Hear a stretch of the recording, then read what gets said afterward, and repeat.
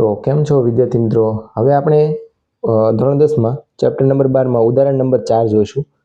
મયંકે તેના બગીચામાં પક્ષીઓને પાણી પીવા માટે નળાકારના એક છેડે અર્ધગોળાકાર હોય તેવું પક્ષીકુંડ બનાવ્યું છે. જો વિદ્યાર્થી મિત્રો આકૃતિ આવી રીતે થશે કે આ એક નળાકાર છે, એના ઉપર છે પક્ષીને પાણી પીવા માટે છે આવું નળાકાર અર્ધ નળાકાર જેવું બનાવેલું છે. અને જો નળાકારની ઊંચાઈ કેટલી આપેલી છે 1.45 મીટર છે અને તેની ત્રિજ્યા આપણને કેટલી આપી છે 30 મીટર હોય તો પક્ષીઓ માટે પાણી પીવાના આ પાત્રને કુલ પૃષ્ઠફળ મેળવો. હવે વિદ્યાર્થી મિત્રો તમારે છે ને આ બધા દાખલામાં છે તમારે એવું યાદ રાખવાનું કે અમારે રંગ કરવાનો છે. હવે વિદ્યાર્થી મિત્રો આપણે એને રંગ કરવો હોય તો કઈ સપાટીને રંગ કરીએ? ફરતી સપાટીને રંગ કરીએ અને બીજે તો ક્યાં કરશું? આ ભાગમાં રંગ કરશું, બરાબર? તો એ રીતે છે આપણે એનું કુલ પૃષ્ઠફળ લખશું. હવે જો વિદ્યાર્થી મિત્રો પહેલા આપણને ઊંચાઈ h આપેલી છે કેટલી 1.45 મીટર આપેલી છે અને ત્રિજ્યા કેટલી આપી છે અર્ધવર્તુળની એ છે એ આપણે લખીએ r બરાબર કેટલું છે 30 મીટર. જો એક સેમીમાં છે વિદ્યાર્થી મિત્રો તો આપણે એક કામ કરીએ તો બંનેને સેમીમાં ફેરવી દઈએ. આ સેમીમાં આપેલું છે તો આને આપણે સેમીમાં ફેરવી દઈએ તો 1 મીટર બરાબર કેટલા થાય 100 સેન્ટીમીટર થાય. હવે જો વિદ્યાર્થી મિત્રો મારે આને મીટરમાંથી સેમીમાં ફેરવાનું છે તો મારે કેટલા વડે ગુણવા પડશે? 100 વડે ગુણવા પડે. તો 1.45 ગુણ્યા 100 કરો એટલે આ કેટલું થશે? જો અહીંયા પોઈન્ટ કાઢો એટલે તમે નીચે કેટલા વહી આવે 100 વહી આવે એટલે એ 100 ને આ 100 ઉડી જાય એટલે જવાબ કેટલો મળશે આપણને 145 મીટર. એટલે 100 વડે આપણે અહીંયા ગુણી નાખવાના એટલે એ હેમાં ફરી જશે સેન્ટીમીટરમાં ફરી જશે. તો એ લખી નાખીએ 145 સેન્ટીમીટર અને આ તો સેન્ટીમીટરમાં છે જ તે આપણને પહેલેથી પ્રશ્નમાં આપેલું છે. ચાલો વિદ્યાર્થી મિત્રો હવે જોજો, ખાસ ધ્યાન આપજો. મેં તમને શીખવાડ્યું એમ આપણે શું કરવાનું યાદ રાખવાનું કે રંગ કરવાનો છે. તો ફરતે સપાટીનું જોશે તો અહીંયા આપણે લખીએ પાત્રનું કુલ પૃષ્ઠફળ બરાબર કોનું જોશે તો કે નળાકારની વક્ર સપાટીનું ક્ષેત્રફળ, નળાકારની વક્ર સપાટીનું ક્ષેત્રફળ પ્લસ કોનું જોશે બીજું આ જે અર્ધ વર્તુળ છે અર્ધગોલક એનું આપણે ક્ષેત્રફળ જોશે. તો અહીં લખીએ અર્ધગોળાનું વક્ર સપાટીનું ક્ષેત્રફળ. ચાલો વિદ્યાર્થી મિત્રો અહીંયા આપણે મેં કીધું એ પ્રમાણે રંગ પ્રમાણે યાદ રાખજો. રંગ કરવાનું છે તો ફરતે સપાટી અને આ જે ભાગ છે એ ભાગ આપણે રંગ કરવાનો છે તો એ બંનેનું જ આપણે શું લઈશું વક્ર સપાટીનું ક્ષેત્રફળ. તો નળાકારની વક્ર સપાટીનું ક્ષેત્રફળ આવશે 2πr/h. એવી રીતે અર્ધગોળકનું આવશે 2πr વર્ગ. ચાલો વિદ્યાર્થી મિત્રો બેમાં આપણને ખ્યાલ છે કે 2π અને r તો સામાન્ય કાઢી લઈએ 2π અને r તો અહીં શું વધશે h અને અહીં વિદ્યાર્થી મિત્રો એક r વધશે.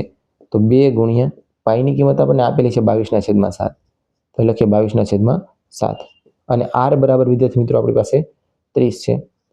હવે કૌંસમાં લખીએ આપણે h 145 અને આ લખીએ 30. ચલો ઉડતું એ ઉડાડી દઈએ. જો અહીંયા પહેલા ગુણાકાર કરી નાખીએ 22/7 અને લઈ લઈએ 30 અને આ ગુણાકારમાં કેટલા મળશે આપણને 70 ને પછી 75 એટલે કેટલા મળશે 175. હવે કઈ ઉડે એવું લાગતું તો નથી વિદ્યાર્થી મિત્રો તો આપણે સીધો ગુણાકાર કરીને શું કરી નાખીએ ભાગાકાર કરી નાખીએ. એ કે ઉડે એવું નથી, જોઈ લઈએ તો 175 વડે ભાગ હાલે છે કે નથી હાલતો. 5 છે એટલે ભાગ તો હાલવાનો નથી અને અહીંયા તો 7 × 35 થાય એ પણ હાલશે નહીં. તો સીધું આપણે એક કામ કરીએ ગુણાકાર કરીએ 22 દુ કેટલા થઈ જશે 44 એને ગુણ્યા આપણે કેટલા કરી નાખીએ 3 0 લગાડી દઈએ 3 ચોક બારીઓ બગડો વધી એક આવશે 4 તેરી 12 ને કેટલા થશે 13 થશે. એટલે વિદ્યાર્થી મિત્રો આપણને કેટલું મળશે 13 20 મળશે. આ એક 0 મેં લગાડી દીધો છે.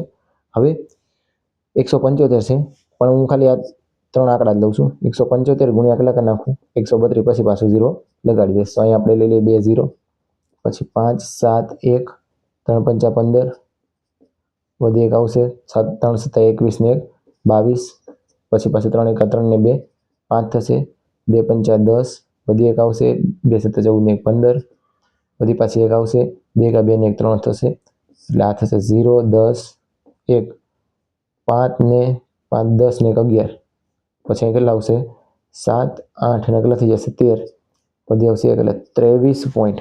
હજી વિદ્યાર્થી મિત્રો 0 આપણો બાકી, હજી 0 બાકી 0 લગાડી દો એટલે કેટલું મળશે 231 3 0 અને હજી વિદ્યાર્થી મિત્રો 7 વડે ભાગવાના બાકી. કેટલો જવાબ આવે જોઈએ આપણે.